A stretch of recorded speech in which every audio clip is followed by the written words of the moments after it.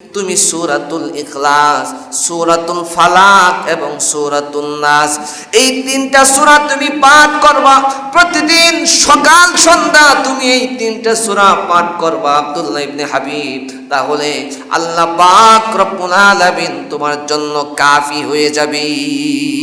সুবহানাল্লাহ। আব্দুল্লাহ ইবনে হাবিব রাদিয়াল্লাহু তাআলা আনহু বলেন, আমরা একদিন আল্লাহর নবীকে খুঁজে পাই না। রাতের বেলা আল্লাহর নবীকে খুঁজতে বের হয়ে গেলাম। একদিকে হলো রাতের অন্ধকার, অন্যদিকে হলো আবার বৃষ্টি। বৃষ্টি হলে রাতের গভীরতা, অন্ধকার আরো বাড়ে কিনা, ডাবল অন্ধকার। এমন মুহূর্তে আল্লাহর নবীকে আমরা খুঁজতে বের হয়ে গেলাম, কারণ আল্লাহর নবী তিনি আমাদের ইমামতি করবেন।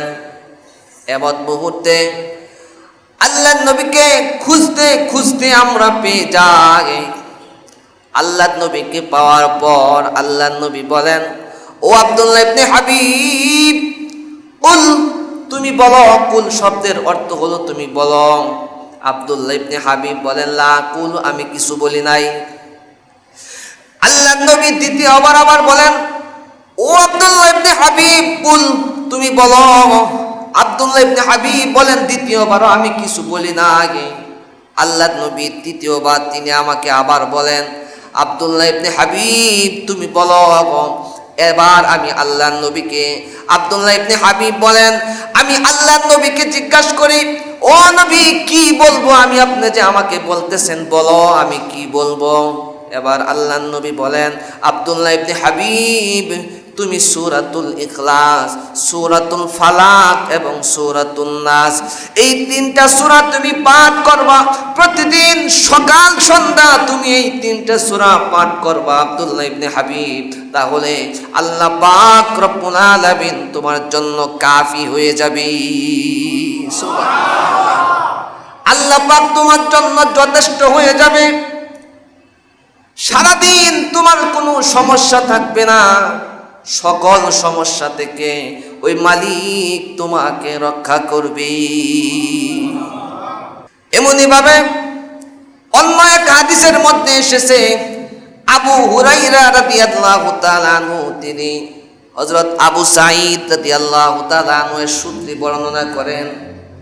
আবু সাঈদ রাদিয়াল্লাহু তাআলা আনহু বলেন, ও পৃথিবীবাসী, আল্লাহর নবী প্রতিদিন আল্লাহ তাআলার কাছে দোয়া করতেন, মালিক আপনি আমাকে খবিস জিন্নাত এবং মানুষের মধ্যে কিছু খারাপ মানুষ আছে, ওই খবিস জিন্নাত এবং মানুষের দৃষ্টির ক্ষতি থেকে তুমি আমাকে আল্লাহ হেফাজত করো।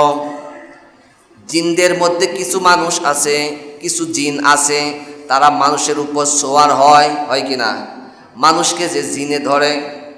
এমনি ভাবে কিছু মানুষ আছে তাদের দৃষ্টি বড় খারাপ, ওই দৃষ্টি দিয়ে যদি তাকায় তাহলে ক্ষতি হয় অনেক সময়।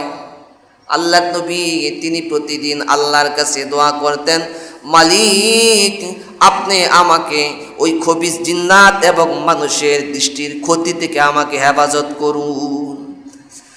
আবু সাঈদ রাদিয়াল্লাহু তাআলা আনহু বলেন, আল্লাহ পাক রব্বুল আলামিন যখন সূরাতুল ফালাক এবং সূরাতুন নাস এই দুটি সূরা তিনি নাজিল করলেন, আল্লাহর নবী প্রতিদিন এই দোয়াগুলি তিনি পড়তেন, এই সূরাগুলি তিনি পাঠ করতেন।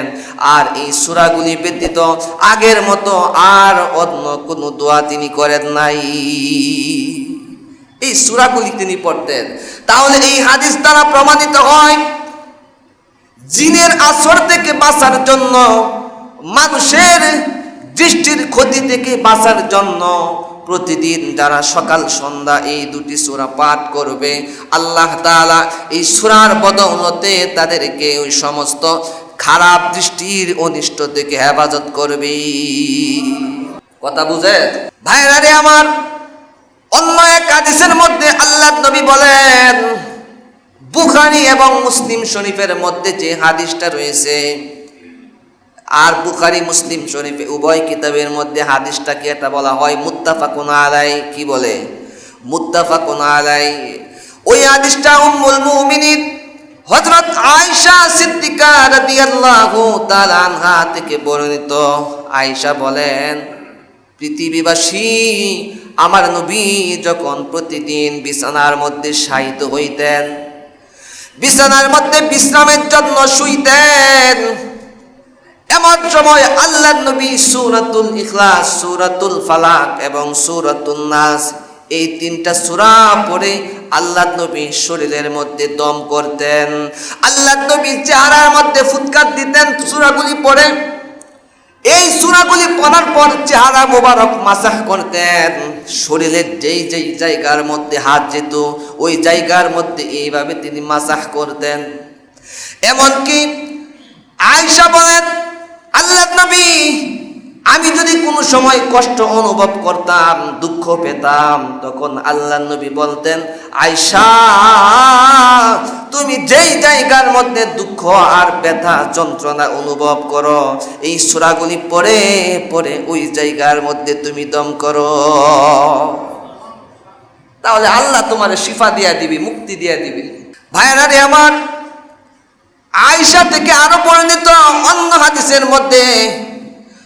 হাদিসের মধ্যে এসেছে, আয়েশা বলেন, আল্লাহ নবী যখন শরীরের মধ্যে কোনো দুঃখ অনুভব করতেন ওই জায়গার মধ্যে সূরাগুলি পড়ে পড়ে তিনি মাসাহ করতেন। আর যখন আল্লাহ নবী নিজে পারতেন না তখন আমি নিজেই, আয়েশা বলেন, আমি নিজেই সূরাগুলি পড়ে আল্লাহর নবীর মুবারক হাত, পবিত্র হাত, কারণ আল্লাহর নবীর হাতের মধ্যে যেই বরকত রয়েছে আমি আয়েশার হাতের মধ্যে বরকত নাই, এই জন্য আমি এই সূরাগুলি পড়ে আল্লাহর নবীর পবিত্র হাতের মধ্যে আমি ফুৎকার দিতাম। আর আল্লাহর নবী নিজের শরীরের মধ্যে এইভাবে তিনি মাসাহ করতেন। ভাইরা রে আমার, আয়েশা রাদিয়াল্লাহু তাআলা আরো বলেন, রে পৃথিবীবাসী, আল্লাহর নবীর যখন সাকরাতের যন্ত্রণা শুরু হয়ে যায়, মৃত্যু যন্ত্রণা শুরু হয়ে যায়, এমন সময় আল্লাহর নবী রাহমাতুল লিল আলামিন তিনি এই সূরাগুলি পড়তেন। সূরাগুলি পড়ে পড়ে শরীরের মধ্যে মাসাহ করতেন। কিন্তু যখন অসুস্থতা আর মৃত্যু যন্ত্রণা বেড়ে যায় এমন সময় আয়েশা বলেন, আমি আল্লাহর নবীর শরীরের মধ্যে সূরাগুলি পড়ে পড়ে দম করতাম আর ফুৎকার দিতাম, আর নবীর নুরানি চেহারাটা আমি মাসাহ করে দিতাম। এই জন্য এই সূরার বহু ফজিলত। যখনই শরীরে কোনো ব্যথা, যন্ত্রণা, দুঃখ অনুভব করবেন এই সূরাগুলি পড়ে পড়ে দম করবেন, ফুৎকার দিবেন, মাসাহ করে দিবেন, ইনশাআল্লাহ আশা করা যায় আল্লাহ তাআলা ইহার বদৌলতে তিনি শিফা দান করবেন।